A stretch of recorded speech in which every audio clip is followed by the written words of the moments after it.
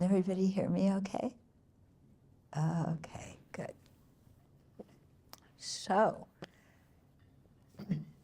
we're here to talk about curiosity enabling connection. Yeah? And before I give talks, I always like to sit quietly with people for a few minutes, because probably everybody's been running around here and there doing this and that all day. And it's nice just to sit still and breathe naturally, normally. Don't, deep breathe or do anything weird with your breath. Just let it be what it is. And pay attention to your breath. You can pay attention to your belly as it rises and falls. You can pay attention your upper lip and just watch or experience the sensation of the breath as it goes by there. So we'll do that for a couple of minutes, just let the mind settle, and then we'll generate our motivation, because in Buddhism and in life, forget Buddhism, it's, in life in general, our motivation is the most important aspect of whatever we do. Yeah. Now, society doesn't always look at things that way. Yeah. Society says it's how you look that's important. What other people think of you is what's important.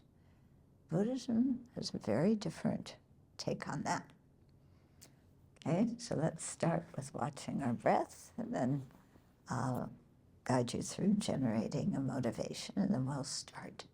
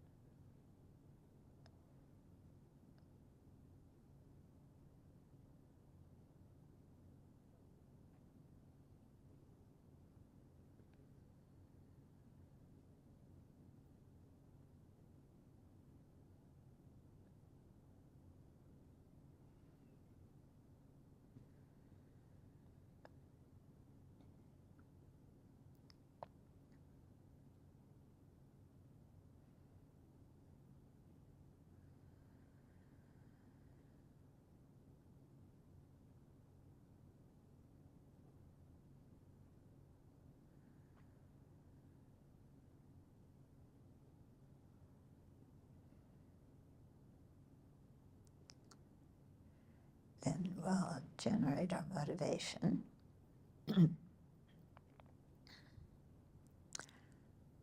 So since we're talking about connecting with others, yeah, the best way to connect is with an attitude of loving kindness.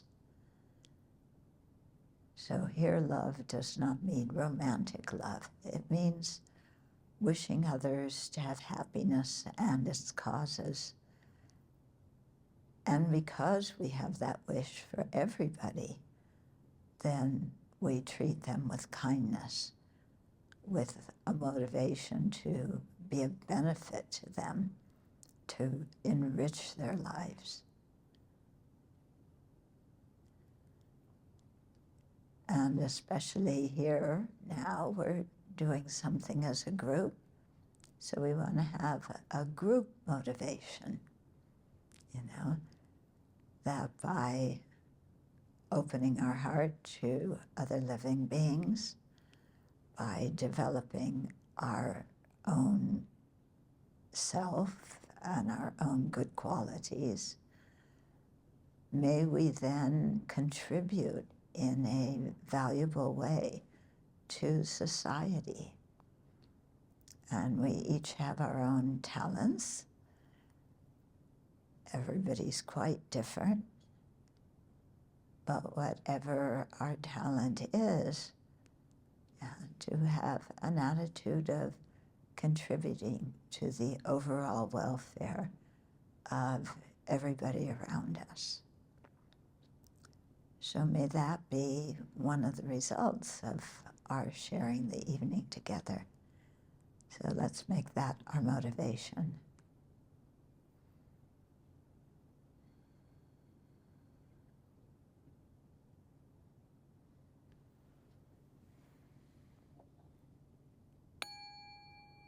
Oh.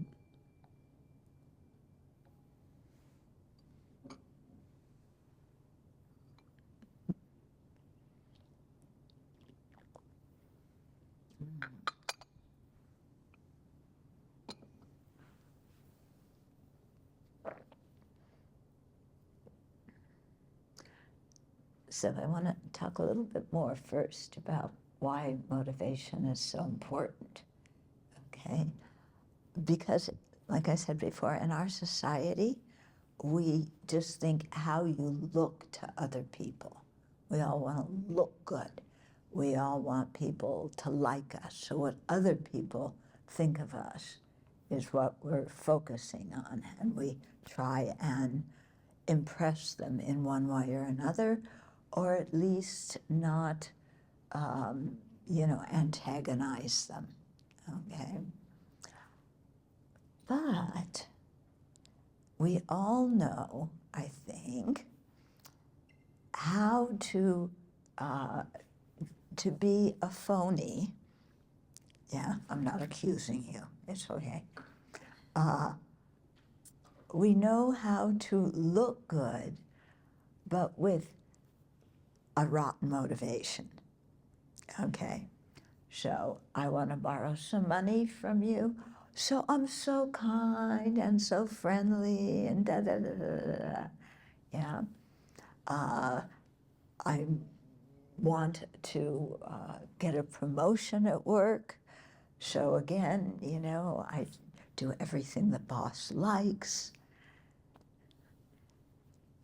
But what's the motivation? Yeah, the motivation isn't to contribute to the welfare of others. The motivation is so that I personally get some benefit from it. And sometimes we don't even care that if the benefit we get harms somebody else, because we're focused so much on ourselves. And so we know how to look good and impress people and get what we want, and it's totally insincere and fake.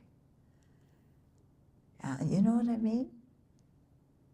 Yeah, I see some nodding heads, yeah. And I think we probably all know, too, that sometimes it happens that we act with a really good motivation. We want to help, we want to do something, but somehow people misunderstand what our motivation is, and they criticize us. Yeah. Ever happened that you try and say something to compliment somebody, and they take it all the wrong way and say, "Why are you making fun of me?" You know? It's so strange. Yeah. But, from a deeper perspective, it isn't what the other people think of us that's important. It's why did I do this? So even if I impress a bunch of people, but inside I'm being phony baloney and just looking out to get something from them, yeah, we would say that that is unethical behavior. Yeah, that is deceptive. It's a form of lying. You know, on the other hand, sometimes we are acting with a good motivation and people misunderstand and may even get mad at us. Do we have to feel like, oh no, I made a horrible mistake. Oh, I'm such a bad person. No, we don't need to get into hysterics about it, because inside we knew, you know, our motivation was good. We meant well. Yeah. We had no intention of pushing anybody's buttons. Okay? So when we present it like this, then, you know, integrity, ethical conduct is something that we're really responsible for, starting with our motivation and our thought. Yeah. And so that gives us a lot of freedom and a lot of power, a lot of ability to influence others in a kind way when we have a kind motivation. Yeah. So that's why, you know, I always like to start out group activities with, let's generate a good motivation. Yeah. Okay, now I suppose I should talk about something about curiosity and connection, huh? Well, first of all, we have to figure out what those two words mean, and then how do they relate? Well, curiosity, I think, is a wish to learn. Yeah? And I think that we all have curiosity, you know, starting from when you're a little kid. You know, oh, what do? You know, Mommy, Daddy, how come birds fly and dogs don't? You know, you're a kid, you want to understand the world, so you ask questions. Yeah, and then you get an answer and you think about it. Oh, the bird has wings, the dog doesn't. How come birds have wings? You know, then what are you going to do? Start talking about genetics? And I don't know, but you know, little kids are curious. And I think as we grow older, you know, it's really healthy and good to keep that sense of curiosity. Yeah, not only about the external world. Okay, that's what kind of math, science studies the external world. You know, history, sociology studies how other people, you know, are. But to really be curious about what people are really like inside. Yeah, we know what people pretend to be, okay? Like on Facebook or Instagram or TikTok, yeah? Then what do? You have an image of, I want people to look at me and think I am fill in the blank. So therefore, I act in a certain way, I speak in a certain way, you know, I film myself in a certain way because I want to create an image. And especially on dating apps, oh my goodness, you know, people create this whole personality, you know, and you, what do you call it? You wipe, yeah. Swipe. Whip. Swipe. Swipe. You can tell how often I use dating apps. Yeah, like never. Yeah.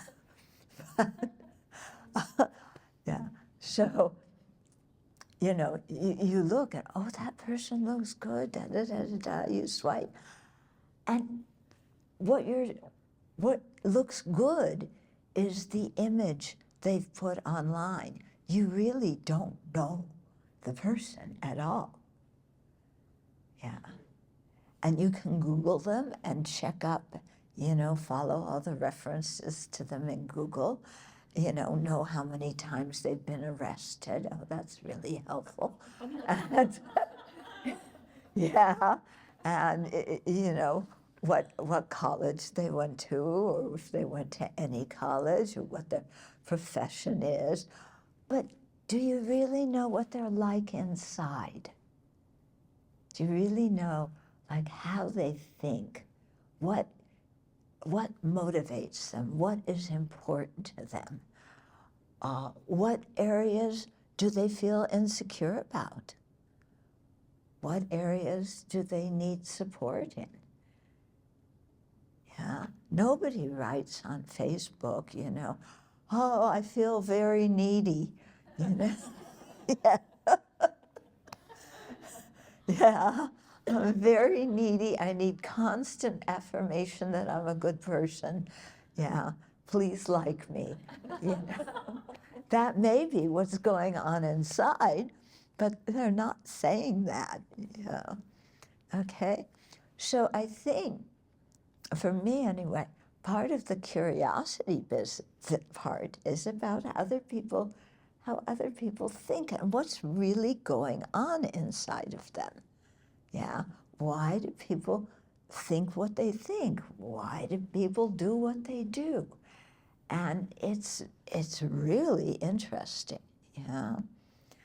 Now, I better talk about the other C word before I go on. Okay.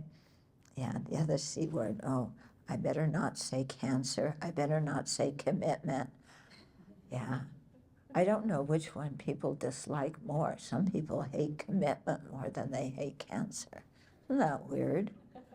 You know, commitment. Commit to something. Yeah, it brings terror in people's heart. But, you know, commitment is part of life. It allows you to go deeper. You know, when you're afraid of commitment, everything's always quite superficial. Yeah. So, connection, that's the C word I wanted to say. Yeah, connection. What does it mean to connect to somebody? Yeah, it doesn't mean, you know, you get married and you have a certificate. Yeah, it means something else on a deeper level, on an emotional level, doesn't it? When you understand something important about somebody else and they understand something important about you. Yeah. And then there's a feeling of closeness. It's another C word. Nice one. Yeah. We feel close to that person. And I think that this kind of closeness, yeah, and also we want to contribute. Boy, I'm really going on C words today, huh? You know, when we feel close, we want to contribute. Yeah. And I think this is what gives so much meaning in our life. Yeah. I don't think the meaning comes from the number of plaques on the wall or certificates or, you know, things like that. I think what gives us meaning is when we connect to others and we can contribute to their happiness in one way or another. Yeah.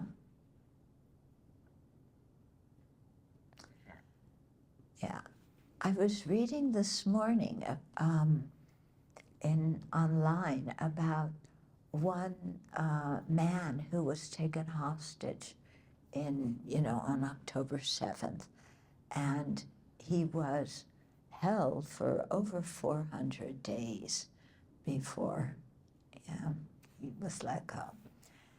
And he said that whole time, what was important to him was not so much that he was living in tunnels underground or didn't have enough food or fresh water, but what was important to him, what held him, during that very difficult time, was the wish to be back with his loved ones. Yeah, and the wish to connect. And he said, just, to feel the hug of somebody I loved. Yeah, just to talk to them. Yeah, to be at home, not doing anything important, but knowing that I'm with the people that I trust, that I care about, and that I know care about me. I thought, wow, I don't think being underground in Hamas's tunnels was any fun, but that's what held him, during that whole difficult time, was thinking of that. Yeah. So the whole ability to connect with others and contribute. I think in our day and age, this is becoming more difficult just because of the way society is. Yeah, I heard that most of the classes now are online. Yeah, and that you don't even know what some of your students look like. You've never met them in face or talked to them. Yeah. And, everybody says, oh, online, it's great, I can study online, I can wear my pajamas, I can skip class, I can, watch it, the class at midnight when I'm awake because I'm not a morning person. And if the class is boring, I can get up and walk around and come back to it later. And I can sit in my comfortable chair, with my cup of tea and drink it. I don't have to sit up straight in a classroom and maybe the teacher's going to look at me and ask me a question. Yeah, I like online. But you're missing so much. The personal connection, talking to a real live human being, is so important, And you might hear a human being or see a human being on a screen, but that's totally different than being in their presence and being with them. Yeah, it's completely different. And I know this for myself because many of the talks I give, I like having a live audience, but very often they're also streamed. And occasionally a lot of people don't show their picture, which means they're probably, where are my chips? Yeah. Oh, the kitty's sitting on my lap. Oh, the dog. Oh, my toddler. I better go run after them. Yeah. In other words, they're distracted. We're not really communicating. Another C word. Communicating. We're not really connecting. Yeah. So being with real people in person, where you can hear the tone of their voice, where you can read their body language, where you can look in their eyes. People's eyes tell a lot. It's a totally different experience than when you're looking at them on a screen. Yeah. And I heard, or I read, about a couple who, got to know each other online, I guess, at one of these dating apps. They swiped. And anyway, they lived in different places. They got to know each other online. They had a really good relationship, really good communicating, texting. This was before Zoom. So they were texting back and forth and emailing back and forth and got to know each other so well. And they said, well, why don't we meet? Yeah, we should meet in person. So they arranged to meet. They sat in the same room, and they didn't know how to talk to each other. It was really uncomfortable. Oh, so you're, yeah, that's me. Yeah. It was very uncomfortable because they were so used to texting and emailing back and forth. So what did they do?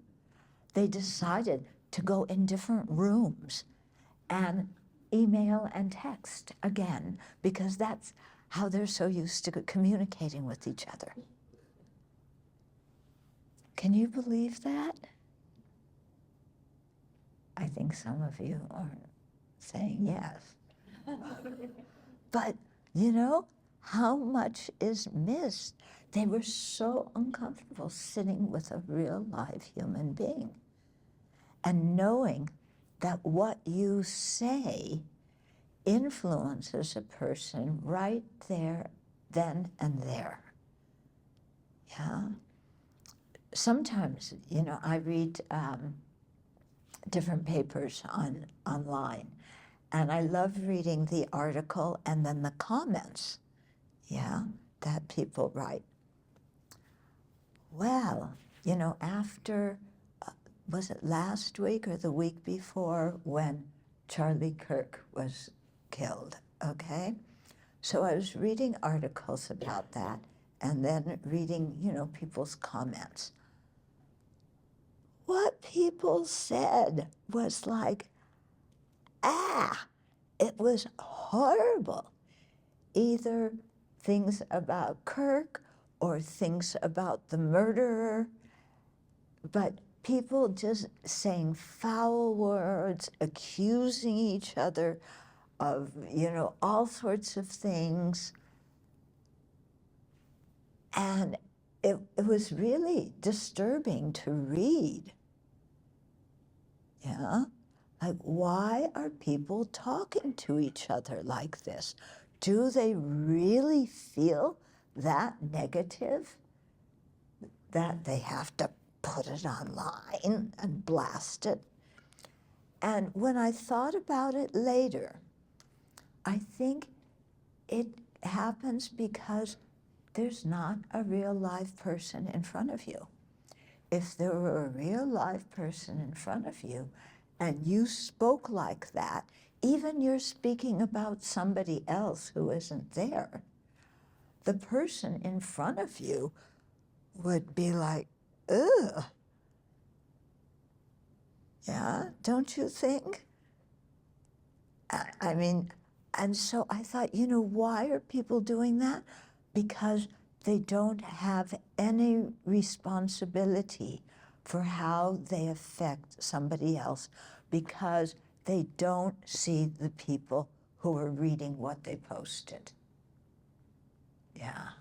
So that gives you the liberty to vomit all your anger across the world, because you don't have to see the face of another person who's affected by the foul message.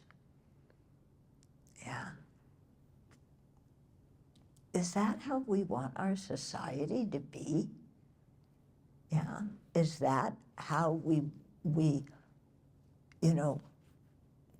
everybody's so enamored with technology, but are we thinking about the effect of technology on our human relationships?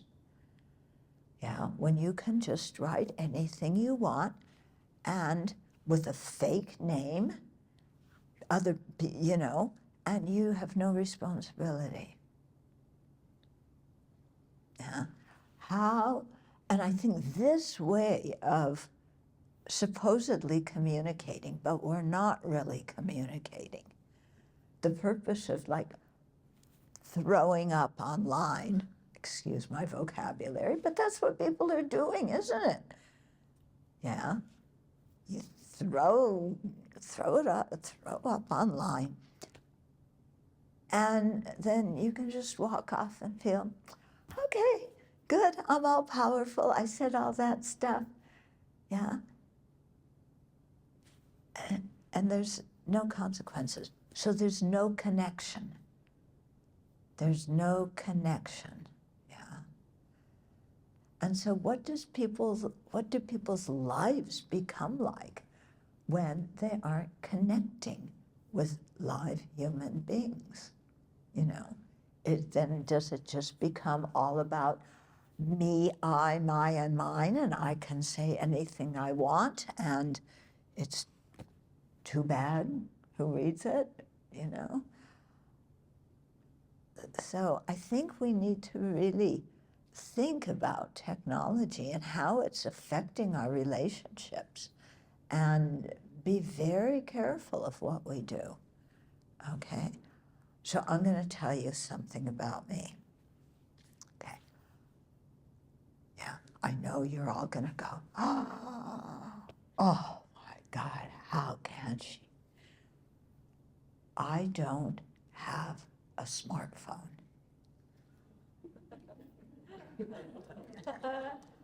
Yeah? Yeah, look at that reaction. And you're all going, how does she live without a smartphone? How do you do anything in your life without a smartphone, without being available 25/8? You know, checking your messages the first thing in the morning and the last thing at night, and, you know, making appointments to see friends that you haven't seen in a long time. You go out to have dinner and everybody takes out their phone and puts it in front of them on the table and then picks it up whenever a message comes through. Yeah. And if you don't get any messages, well, then people think you don't have a life. Yeah. You want to show off. Look how many messages. One's from Gecko, wanting me to buy car insurance. One's from the post office, saying the rates are going up. Then one's from Medicare. Well, that's me. One is from, all the different groups that we belong to. Yeah, look how popular I am. And then the rest that aren't from groups are, hi, just checking in, hope you're well. That's real close connection. Or, we're leaving, we'll see you in half an hour. Then 10 minutes later, we're on our way, we'll be there soon. Then 10 minutes after that, yeah, we're getting there, we're at a red light. Then 29 minutes after you first called, oh, we're driving up. Yeah, we're right in front of your house now, or the restaurant, wherever you're going. Yeah, that's the quality communication we have. Yeah, do you do that when you drive, when you go places? I'm talking about Singapore. Yeah. Yeah. Some of you say no. Some of you, yeah, maybe. Yeah. But what kind of communication and connection is that? Yeah. We just want to feel important because we're getting messages. And I don't know about you, but I get so distracted. And I don't even have a phone, by one email after the other, after the other, after the other. Yeah. And just to have time to sit and think is very rare now, you know, because it's one thing after another. So I get these really important questions like, do you want to start class at 11 or at 11:15? Yeah. Yeah, that was yesterday. Then it was today. Oh yeah, somebody new is coming. They're going to sleep in this room. Yeah. And how many people do you want to sit at your lunch table today? That's really important. Yeah. What time do you want to leave to go to for the talk? Yeah. We've timed it, and you know, you can go this many minutes and that, you know, but should we leave some spare time? So you have, you know, 5 emails back and forth about what time to leave. Okay? This is not connection. Yeah. And I think we really need to slow down and talk to live human beings and connect with them and be curious about them. Now I got to link those two things. Be curious about people, because when you're curious and you ask them questions, they open up and they start to tell you about their lives and their experiences, and you know, and then you really can get a sense of who they are. I love talking to people who are older than me, okay? Because, you know, and I'm not making a plug to all you young'uns who don't appreciate people of my age, who say, what do you say, move over boomers? Okay. Okay, boomers. Yeah, okay, boomer. Boom to you too. Okay, but I love talking to people who are older than me. I love talking to people from different backgrounds. I love talking to people from different countries because I can learn so much from them. Okay, from the people who are older than me, yeah, I learn about what it was like to live through certain global events when I wasn't even born. And, you know, what was that like? Tell me about it. Yeah, it's so interesting. My grandparents were immigrants to this country. And I always asked one of my grandmothers, please tell me what the old country was like. Yeah, and she said, it was awful. I don't want to talk about it. That is already telling me something important. Yeah, about the kind of situation, you know, she grew up in East Europe. You know, what was going on then? Well, you know, when she was a young girl, you know, probably, I think she came back over before World War I, but, you know, different wars in Eastern Europe before that, came over to the States not knowing the language. What was that like to work in a sweatshop in New York? Yeah. What was it like? What was it like going through Ellis Island and not knowing the language? You know, to me, this kind of thing is fascinating, you know. And what was it like, you know, my parents grew up during the Depression. And what was that like? And I asked my grandma, you know, sometimes about the Depression. It was really interesting what she told me. Yeah. She had 2 kids, my dad and his brother. And you know, the Depression, food was rationed, there was very little food, the economy was a total mess. And they didn't you know, they were immigrants, so they didn't have a lot of money. So my grandma said that she would tell the kids that she already ate, and then she would give them her food. Wow. Yeah, that really impressed me, you know. The caring's more for other people than yourself, and giving up your food so that they could eat. Yeah. Asking my parents about World War II and what that was like.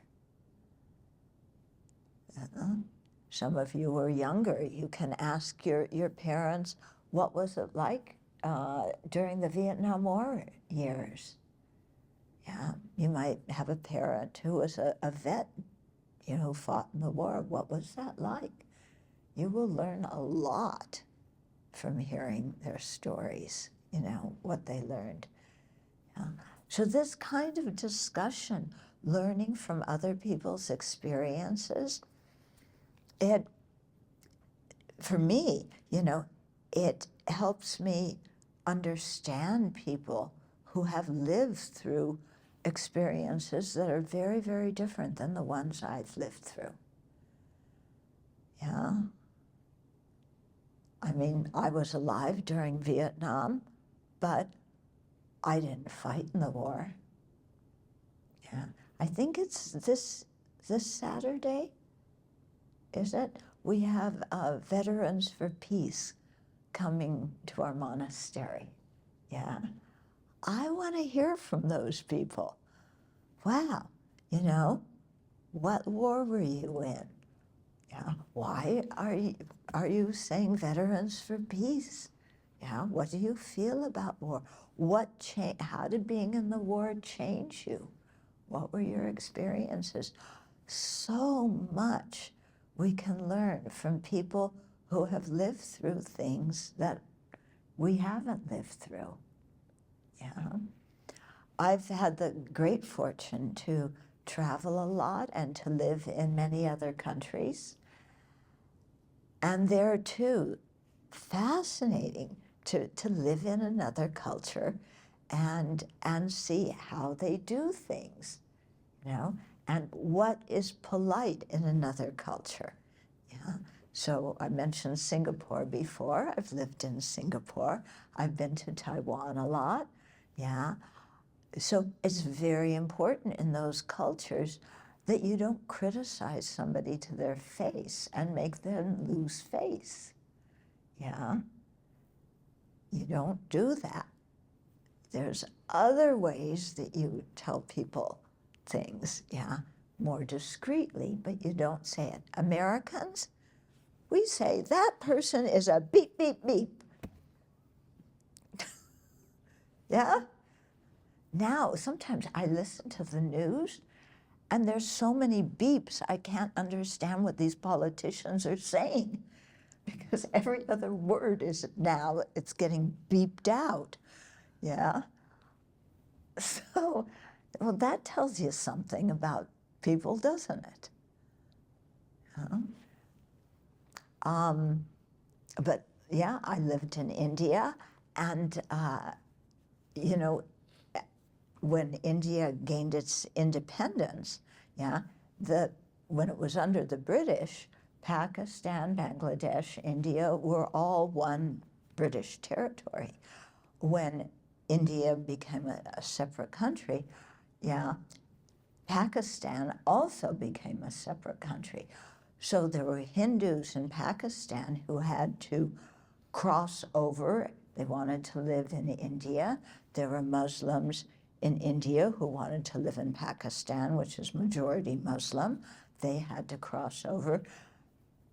People were getting killed going back and forth. They were trying to get on trains going back and forth. You know, they had to leave their homes overnight, you know, because other people were coming in and taking their things and Yeah. It was so interesting.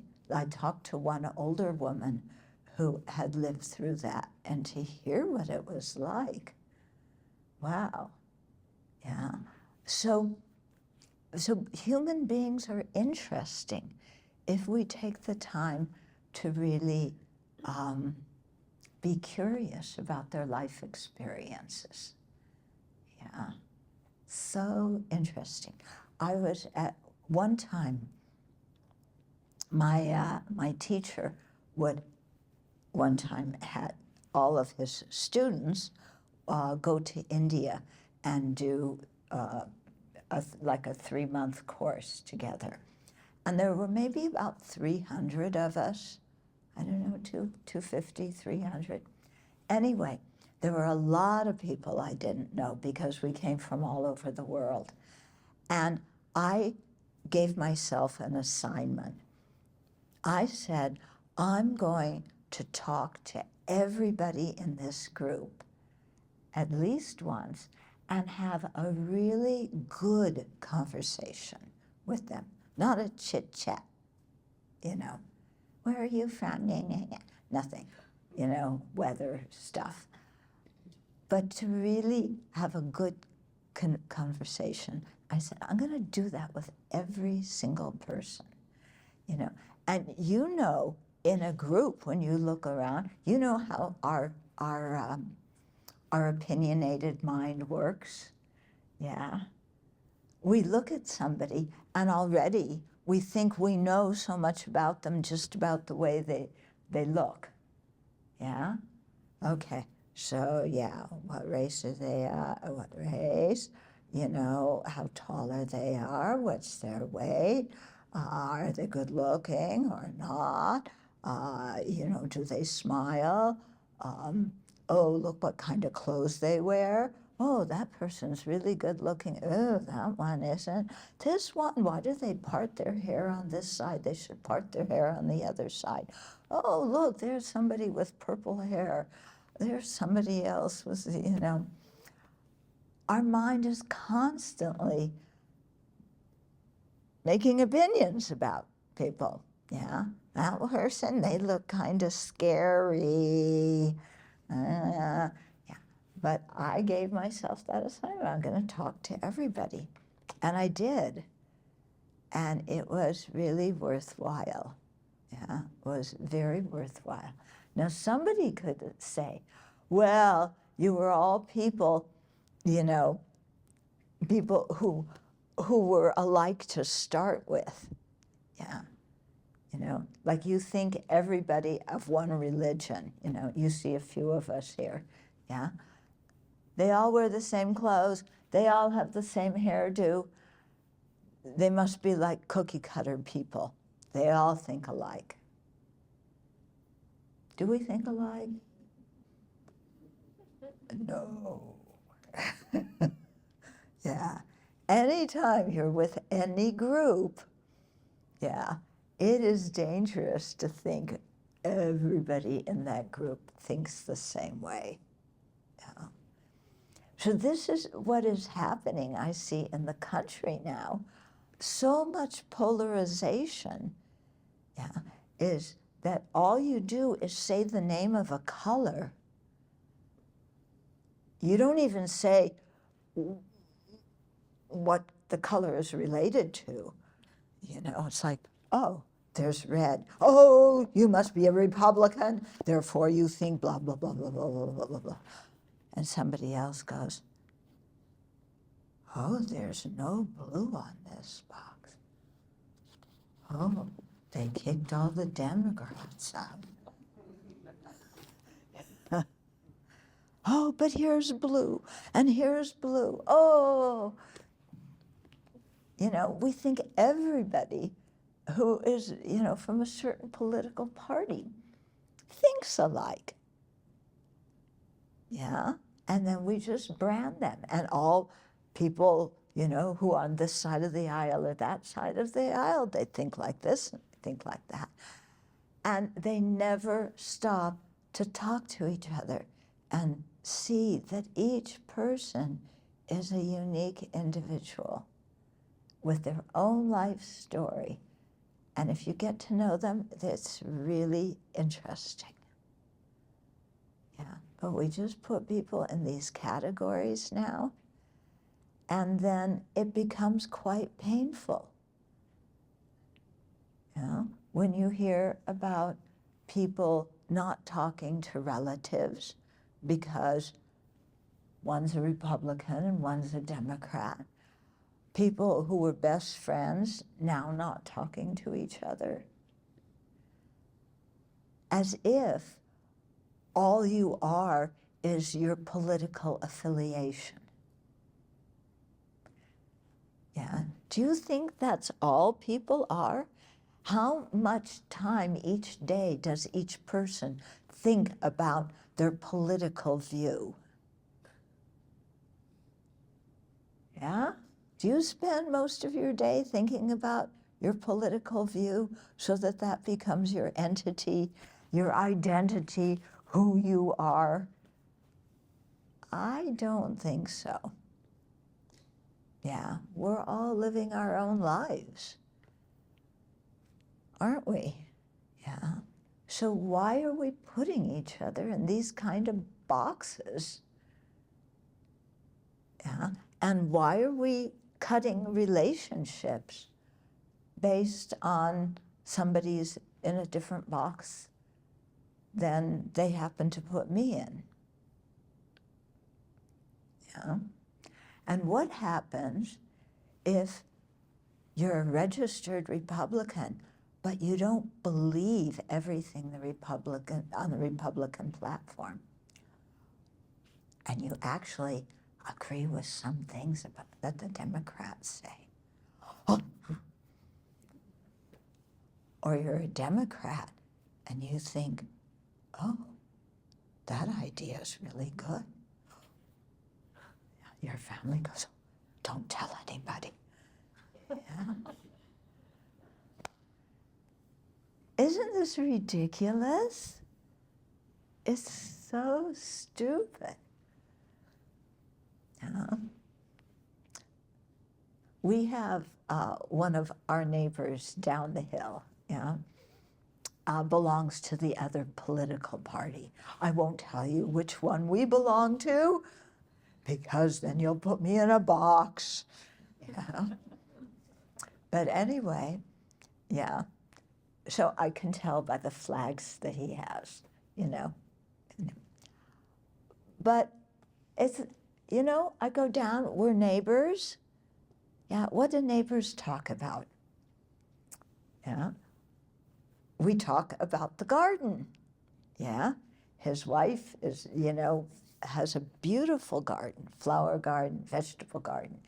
They have chickens, yeah, and they have peacocks, and they have goats. And, you know, I know that they were trying to, they had a male and female goat, and they wanted to have baby goats. I don't know if they had them, you know. So we talk about that. Yeah, we get along very well. I don't care what political party they belong to. Yeah, they're our neighbors. Mm-hmm. So, you know, I think just, you know, forgetting about these categories and just being human beings with each other. Yeah. One of my friends, you know, coming back to the category thing, she was telling me that once she had to go to the airport, so she got an Uber, yeah, and she was the driver. No, the other guy was the driver taking her to the airport. Yeah, well, he belonged to the other political party, you know? And she's really, this friend is really good, you know?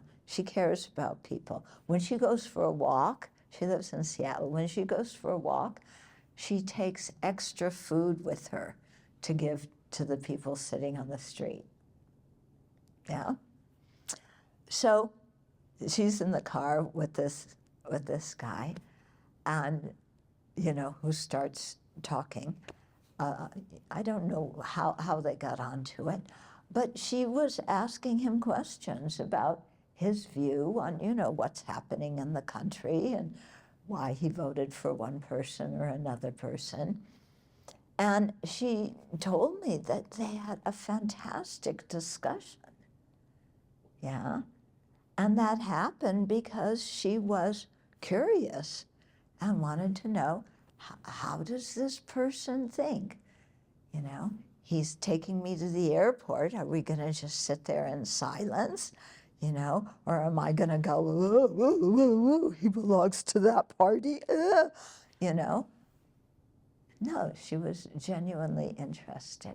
And I think for the other guy, it really opened up something in him too, yeah, to have somebody who was asking questions, yeah, and interested in what he thought and why he thought that. So, you know, try to do that, yeah. And then it doesn't mean you have to have an intense, you know, conversation with everybody, but just being friendly to people, I think, is so important. There's so many ways to connect with other people. Yeah. I had to call today. I mean, I'm telling you these things from my life that are like everyday things to give you examples. I had to call for a doctor's appointment today. Okay? So, yeah, the doctor, I would have to wait a long time. And, you know, so I wound up talking to one of the nurses. And she was, you know, asking me questions. Why do you want to see the doctor? And when she heard about my travel schedule and why I would like to see him soon, she said, oh, you know, I will keep my eye out for that, and I will call you immediately. How much notice do you need a day notice if he has an opening, a cancellation, or, you know, I mean, and she was really wanting to get me in, and she cared. And, you know, and then I told her how I felt about the hospital, because we live out of town. You know, we have a rural hospital. And I said, you know, every time we go here, the people at the hospital are so kind to us, and they really care. It's amazing. I mean, it's a small rural hospital, but boy, the staff there is wonderful. And so I was saying that to her, and she said, oh, thank you very much.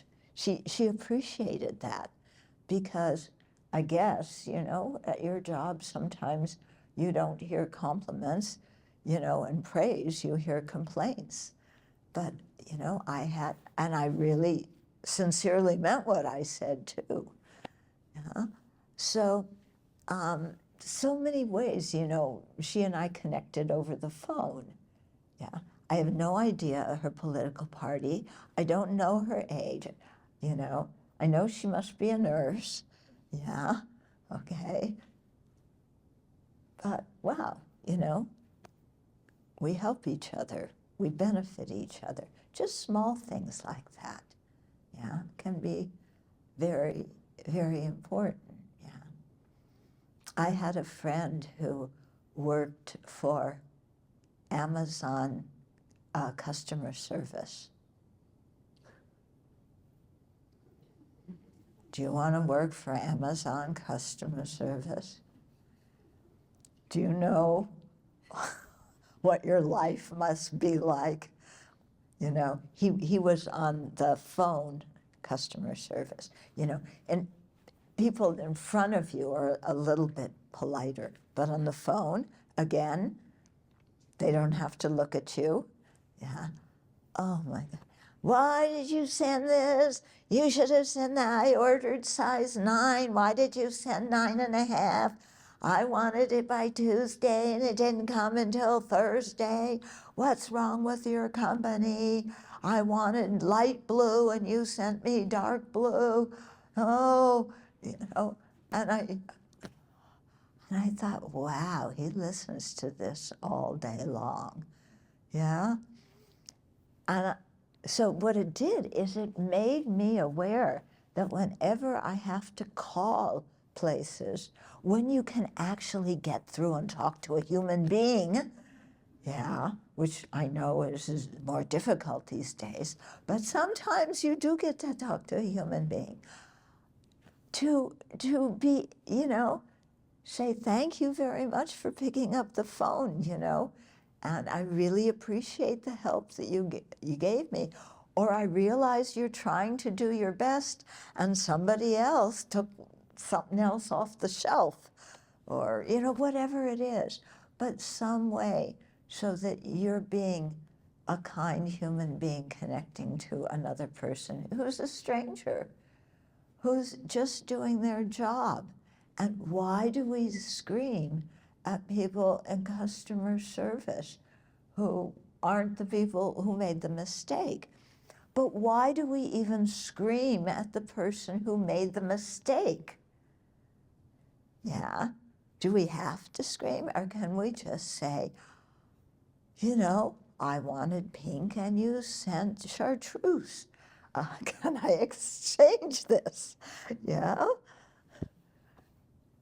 There's so many ways, but it requires for us to kind of slow down and be curious about other people. Yeah. I'll tell you one of the things that I like about being an American, but don't tell anybody else. You know what I like about being an American? Because I told you I travel a lot. When I come back in the country, I'm standing in the line for American citizens and people with permanent residency. And I look around and all those people look really different. Yeah, there's so many different kinds of people in this country. And when I look around and see that, that's when I say, I really like being an American, when I can see so many people who are all contributing their own talents, their own abilities, yeah? Because we live together in a society and we depend on each other. Yeah? And so we all contribute. Some people have one skill, some people have another skill. And we have just been building a new building in our community, yeah? And so there's so many different workers who come up who are doing things that I don't even understand the vocabulary, what they're talking about. I go to the meetings with the contractor, and thank goodness there's, this one here and another one in our community who understand the vocabulary of building a building, I don't understand it. And then there's electricians and there's engineers, and they're talking about the load of this and the load of, I'm thinking we don't have a donkey around here with a load. What load are you talking about? I don't understand. But, I'm with people who have different skills, and I appreciate that. And every once in a while I pipe up and I say, what does that mean? Yeah. And then sometimes, I go in the building to inspect what they're doing, and I talk to them and learn about their lives and hear about, what they think. That, we live out in the countryside, and so many of the people who come, the workmen who come, say, wow, it's so beautiful out here. Yeah, they love coming to work there, because it's so beautiful. So, and I try not to complain to them. You know, I give them chocolate sometimes. Yeah, don't I? Yeah, yeah.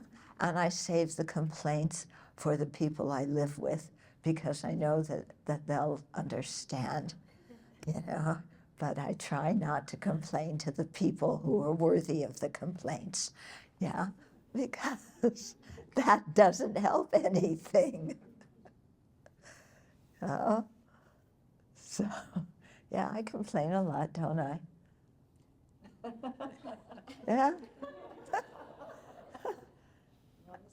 Oh, she's being so polite, she's at a loss for words. Okay. Yeah. But, yeah.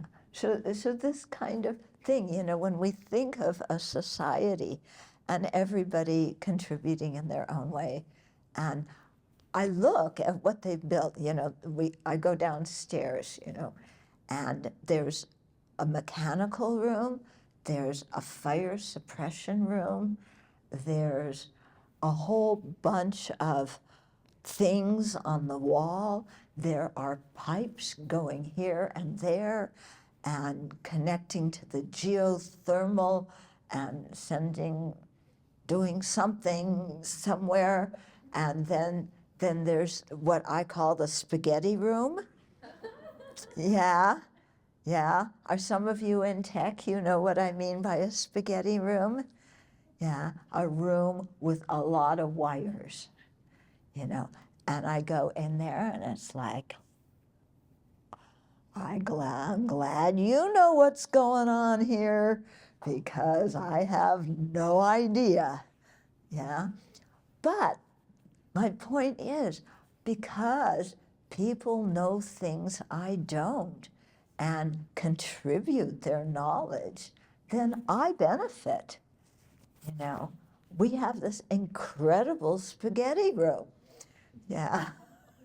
And I'm glad because, you know, then I can give a talk in a big room and people hear me in the back.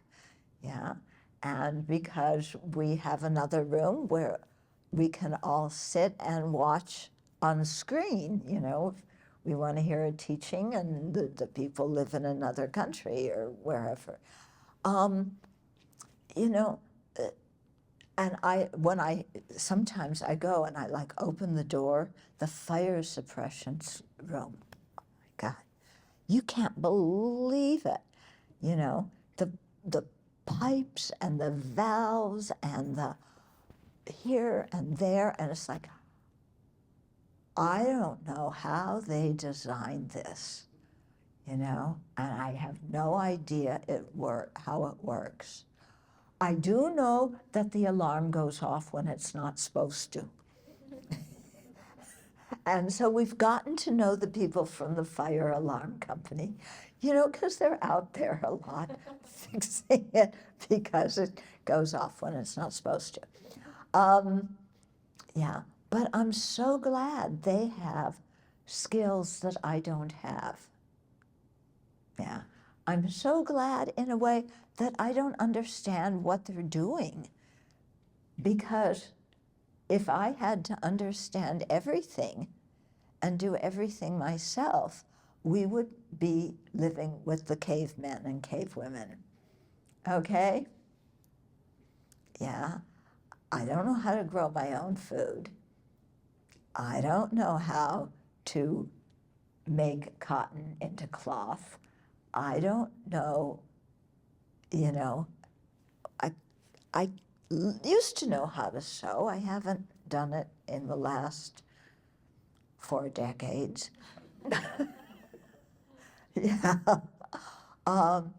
But I'm so glad that, you know, people know things I don't, and that we all contribute in our own way.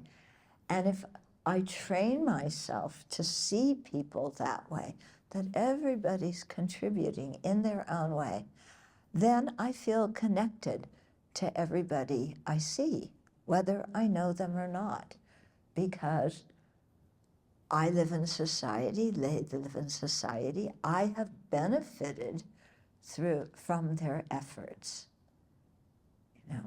You know what I really like to do is, okay, there's two groups of people I really like to stop and say hi to and thank. One is the garbage collector. Yeah, garbage collectors are extremely important. Yeah, we tend to just, oh, garbage collector. Let me tell you, I lived in a major city once where the garbage collectors were on strike. Garbage collectors are extremely important for the health of a country. Yeah. So whenever I see garbage collectors, I like to stop and thank them for what they're doing. Yeah. The other people I like to thank are the people who work on the roads. Yeah. Yeah. Normally, yeah, how people are, you're driving on the road and you have to stop. You know, those people who have the sign stop and go, and they make you stop and you want to go, and why do you have to stop? And there's no cars coming from the other direction. You should be able to go. Why aren't they letting you go? You know. Anyway, why are they doing the road work here in the afternoon? They should be doing it at 2 o'clock in the morning when nobody's driving. Yeah. You know, we get mad because things aren't exactly as we want. Yeah. So I love when we go past, you know, people working on the road to stop and thank them. Because if they didn't work on the road, wow, we couldn't go anywhere, could we? Yeah. No, we drove through some road work coming here. We didn't get stopped along the way. But I'm so glad those people are working on the road. Otherwise, yeah, if we had to walk, it would take us a few days. Yeah. Okay. So my whole point, what I'm really trying to get at is, you know, see the humanity of everybody and tune into it. Try and learn something unique about everybody you talk to and appreciate something that they do in their career, or even if they're not working, they're doing volunteer work, even they're a student, you know, to be interested and to respect them. Yeah. We have a prison project at our monastery. Yeah. And I've done prison work for a number of years, either corresponding with people who are incarcerated and sometimes going into prisons and either having a one-to-one meeting with somebody who's incarcerated, or sometimes going to a Buddhist group and, you know, leading meditation or giving a talk, something like that. And it's really interesting, yeah, to learn about people who are incarcerated. They are not one type of person. They are such a variety of people, and to hear their life stories, oh my goodness, when I hear some of these life stories from the guys, you know, that I work with, they have a thing called, what is it? School to prison pipeline, or work to prison pipeline. Am I getting this right? What? School to prison pipeline, yeah. What this means is, when you're a kid, if, you know, you're made fun of, if your parents are on drugs, if somebody is an alcoholic in your family, if you don't have enough food in the refrigerator and you're the oldest child and you have younger siblings and they're hungry. You know, what is that like, and what do you do, you know? And to hear their life stories, and so much, it's like, wow, if I had grown up in that environment, who knows what kind of person I would have been and what I would have done. Yeah. So what it does is it really humanizes the people. Society tends to think, oh, they're a criminal, lock them up, you know, throw away the key. They're horrible, they're disgusting, be terrified of them. They're human beings just like us. Yeah. And when I go into prisons, I talk to people in the same way that I would talk to any of you, you know, in a respectful way. And you know what? They answer back in that same way. Okay. So I can understand how they wound up in prison when you grow up in a, you know, certain things going on when you're young. I can understand. I can empathize. I can sympathize. Yeah. And I also see that they are not the crime they committed. Yeah.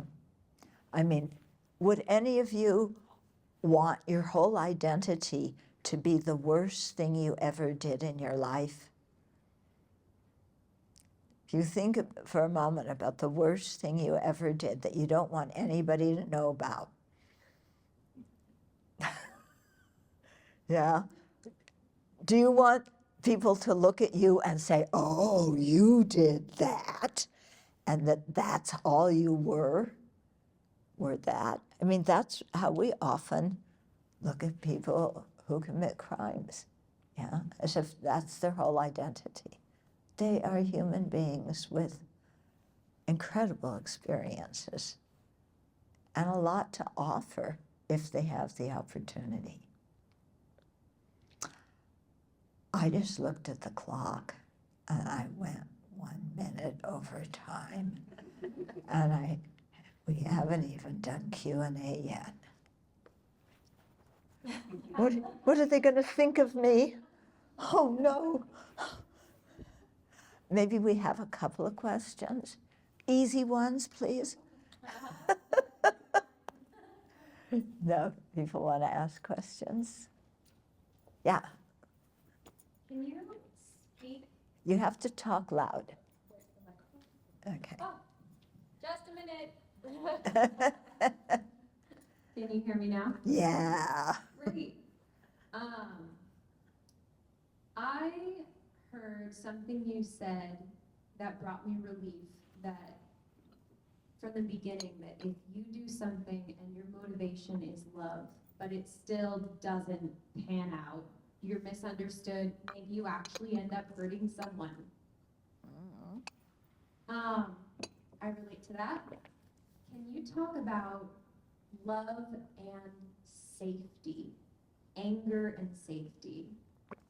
Because I grew up where taking care of myself and the people around me, I came up with a lot of really tough ways of responding and reacting and shutting down and getting angry. And now that I'm learning to forgive myself, maybe I'll just answer that question.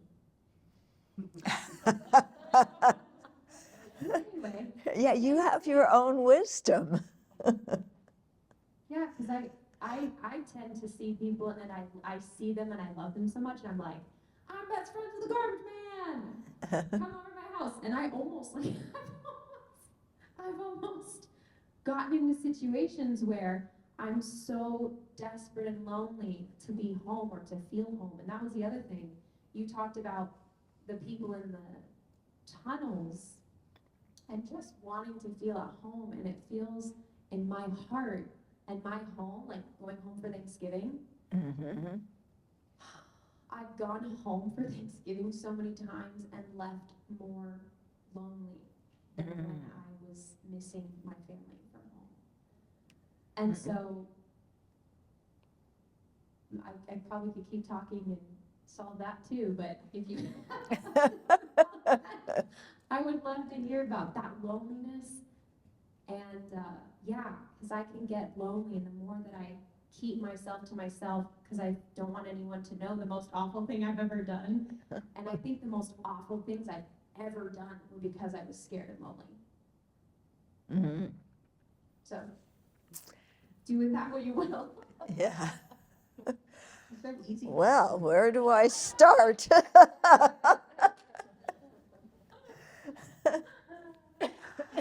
Yeah. I don't know how to respond. What do you want me to say? Something about it's okay to feel lonely. It's okay to feel lonely. Yeah, but it's okay to feel lonely. But you know, you can also be your own friend.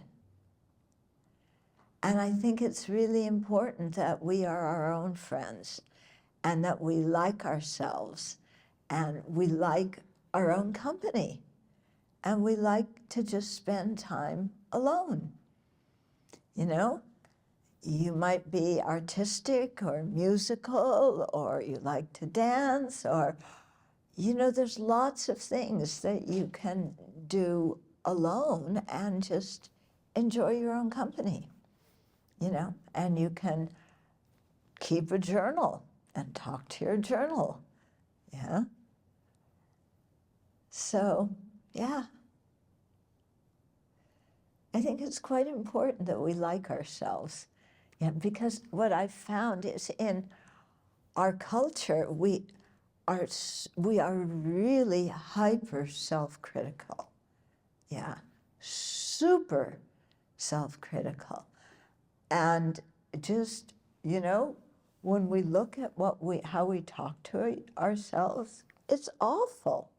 You know, nobody loves me. Why should anybody love me? I do everything wrong. Oh, you know, I was trying so hard and I just blew it and I said the wrong thing even though I meant well. And what's wrong with me?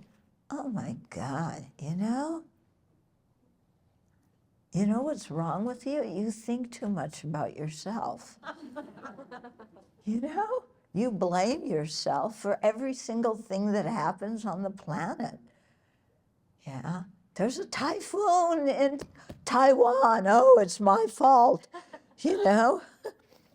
I moved that butterfly, and you know, you heard the thing about the butterfly wings affect the weather across the, yeah? I made that butterfly fly away, and that's why there was a horrible typhoon in Taiwan. Oh my God, it's my fault. Relax.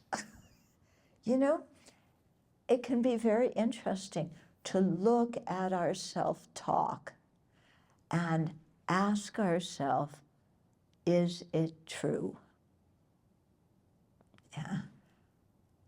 Oh, nobody loves me. Really? Really? I don't believe that.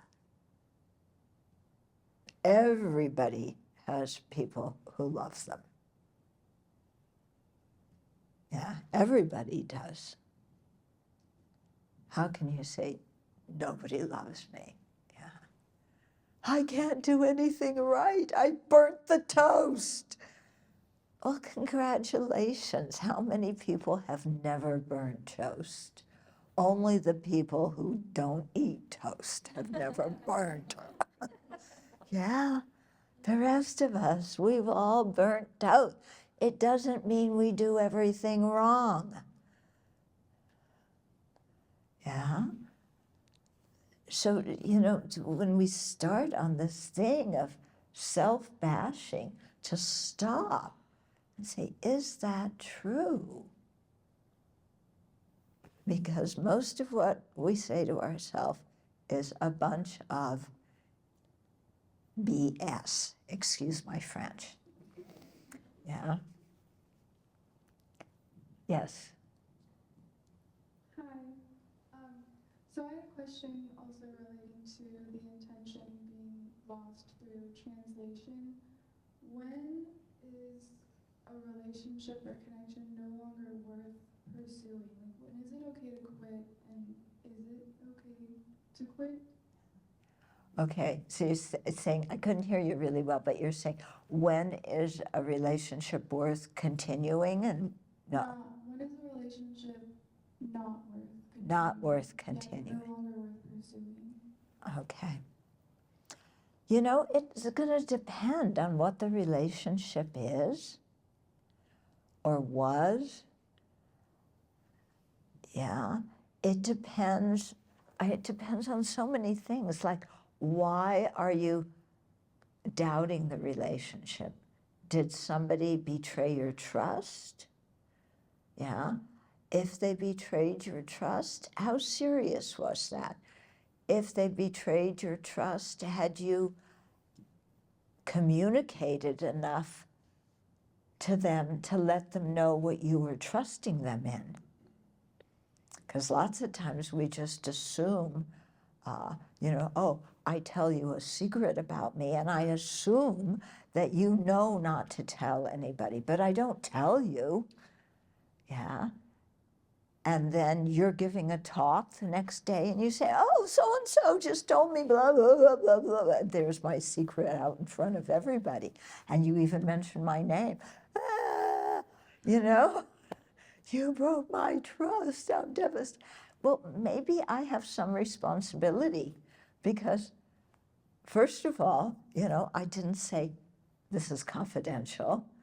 And second of all, maybe I gave that person trust in an area where they weren't mature enough to bear that trust. Yeah. So instead of saying, oh, they betrayed my trust, I'm never going to talk to them again. Well, no, maybe they betrayed my trust about one thing, but that doesn't mean if I talk to them about other things that's going to turn out bad. Yeah, relationships change. They change, yeah. When you're communicating with someone and you can feel that it's not being taken well, or it's like being miscommunicated, is there a format that you have to sort of pull it back and try to expose the actual intention? Yeah, it depends for example, if I'm angry, if I'm angry or the other person is angry and we're starting, yeah, I say to myself, oh, anger, yeah, and I say, I'm getting angry, this is pushing my buttons, I need a timeout, I just need to be alone for a little bit and calm my mind down, and I'll get back to you, and we'll discuss it further later. Thank you. Yeah? Hello. Hi. My name's Freddie. Nice to meet you. I really appreciated the speech. It was amazing. So thank you very much. I did have a question. I grew up in a very angry household, and I still struggle with that a lot in getting older through my adult age. And I was just wondering, through Buddhist teachings or just from your life experience, what would be a way for me to let go of that anger, or to learn not to care for that anger to begin with? Or maybe there's a difference between those two. I don't know. But Are you talking? Sorry. Are you talking about your anger? Mm-hmm. How to let go of it? Yeah. Okay. There's a book out there called Working with Anger. Yeah, get it. This one right here? Huh? The one on the flyer? Oh. No, there's many ways to work with our anger. Yeah. And there's many ways. I mean, for me, when I do it, it depends what I'm angry about. Yeah. Because when it has to do with a betrayal of trust, what I've learned is don't just get angry and say that person is horrible, they're negative, they betrayed my trust, I never want to speak to them again. But to stop and say, well, why was it so bad that they did this? You know, it didn't kill me, I'm still alive. You know, it's not the end of the world. Because, you know, when things happen I don't like, initially it feels like, the world's, you know, I'm like Henny Penny, you know, the sky is falling, you know, and it's like, no, this isn't a big thing.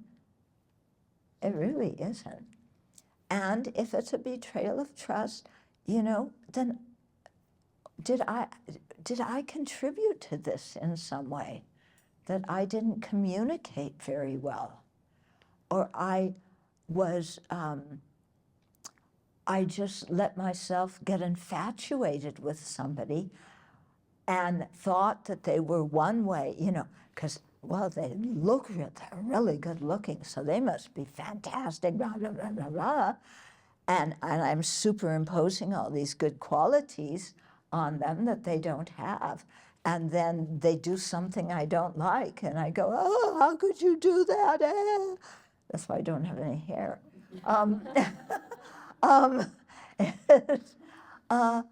You know, well, I contributed to this. I'm the one who had unrealistic expectations.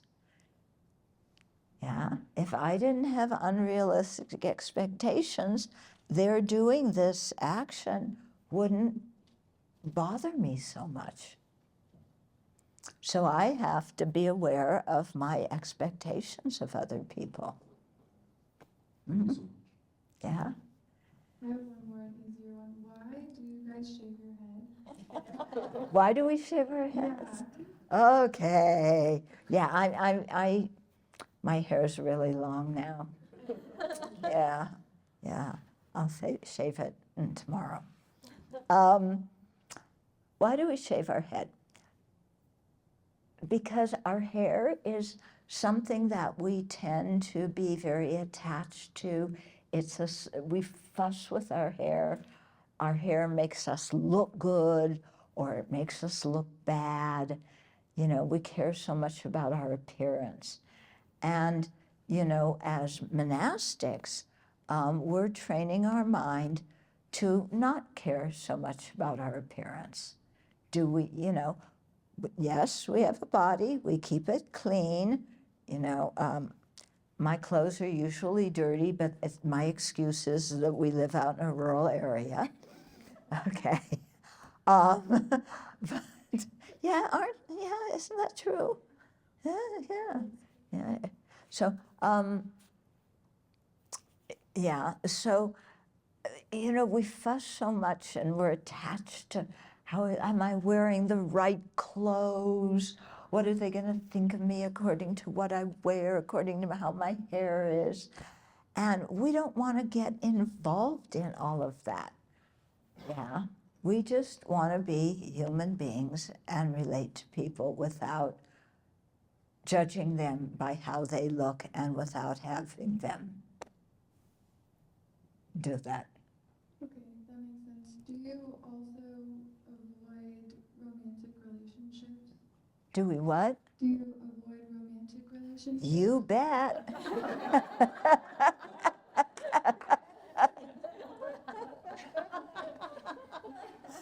Yeah, we avoid them. Yeah. And so the haircut lets the people know, you know, don't, yeah. I'm not available. You see this? Yeah. And you can be really okay in your life without being in a romantic relationship. I know none of the movies and love songs tell you that, but it's true. Yeah? Thank you. Okay. Yeah, this will be the last question.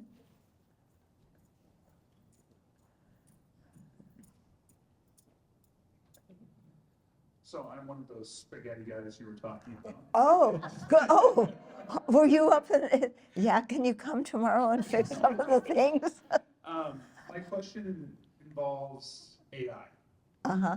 So how, in a world where you're already talking about being interconnected via technology, and how it already actually, by bringing us closer, actually moves us further away from We, each other.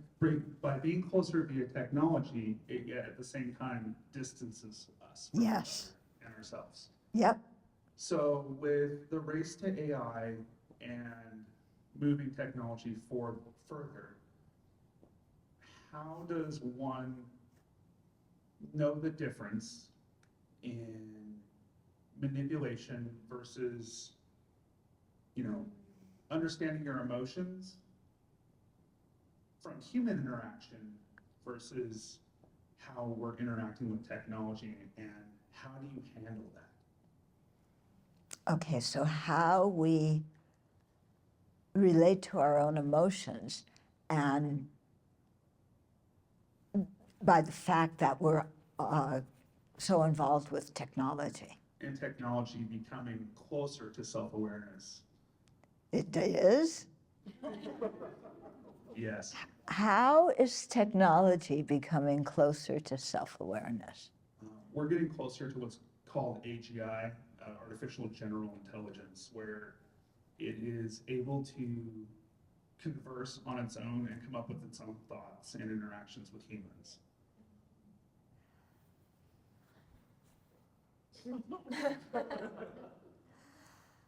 To tell you the truth, I am not hot on AI. And I can understand that. Yeah, thank you. Why am I not hot on AI? Because it distances us, and because people have too much faith in machines. They trust a machine more than they trust a human being. And to me, that is a sign of some malaise in our society. Yeah. When I read a story about a young man, I don't know if you read it too, who, high school student, and, high school, my goodness, your emotions are like, yeah. So who's his confidant? A bot. And he tells the bot everything. And the bot is so great because the bot never talks about itself. It never says, I'm really tired, can you be quiet? It never says, you're really self-centered. It never says, don't you care about me? The bot just listens and is empathetic. Like you said, it feels out your emotions and it says exactly the right thing. And so this bot, what was the bot's name? It even had a name. I forget what the name was of this young man, and Julie. So he was confiding in Julie, and Julie always understood, but he was so depressed, and he wanted to kill himself. And he told Julie one day, I want to kill myself. And, how do you do it with a noose? Where do I get a noose? How do I tie it? Julie told him. Yeah. And then finally, after he's saying more and more, Julie, the bot, never says, call a human being. Here's the number of a hotline. Yeah. Julie, he says, the kid said, I'm going to kill myself today. Julie said, well, we'll miss you. From a machine. This is why I do not like AI, okay? I think you know, it can be so damaging and deceptive. Yeah. And the way I look at it, I know I'm being critical, but the way I see it is human beings, we are so impressed with our own intelligence that we want to see what thing we can create. Yeah. And that's exactly what the scientists who created the A-bomb thought. They're scientists. Isn't this interesting? Let's see, look at the math for this, and maybe we can do this. And, you know, anyway, the government wants it, so, you know, they're going to give us money. We can develop this bomb and learn, split an atom, figure out what's going on. And where did that get us as human beings? People were so infatuated with human intelligence that nobody ever stopped to think, what are we creating? Is it something that is really going to be beneficial? Or if it looks beneficial, what are the drawbacks of it?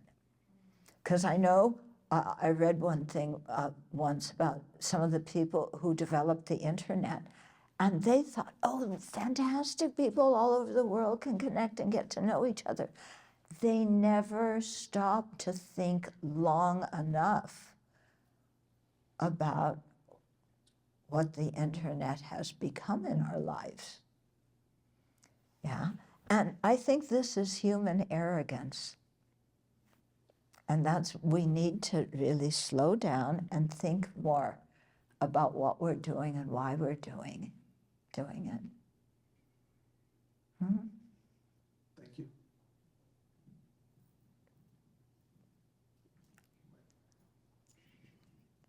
Now you're going to go into work and say, don't talk to these Buddhists. They don't think they have a spaghetti room, but they don't really value us. No, we're using the spaghetti, yeah. But we say, let's talk about it and discuss. What are the effects? What could it grow into? What does it really mean to benefit society? Yeah. Okay. So we're going to close now. Let's just sit quietly for a minute. And come back to your breath.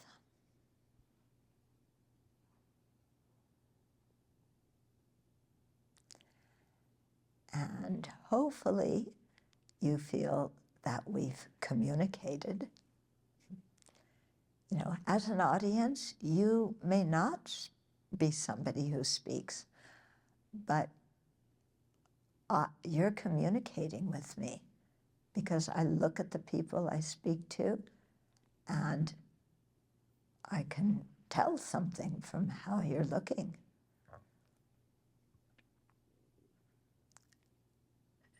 So we were curious, we connected, we communicated, and we are concerned about one another. And so let's rejoice that we had this time together, that we learned something, that we contributed to what we all did together this evening. And then let's think, may the change that spending the time has had on us as individuals, whatever we've learned, however much we've become better people, may we now go and share it with other people. May we contribute to the betterment of society and the welfare of individuals and of society at large, of the world at large. And so let's rejoice at what we've done.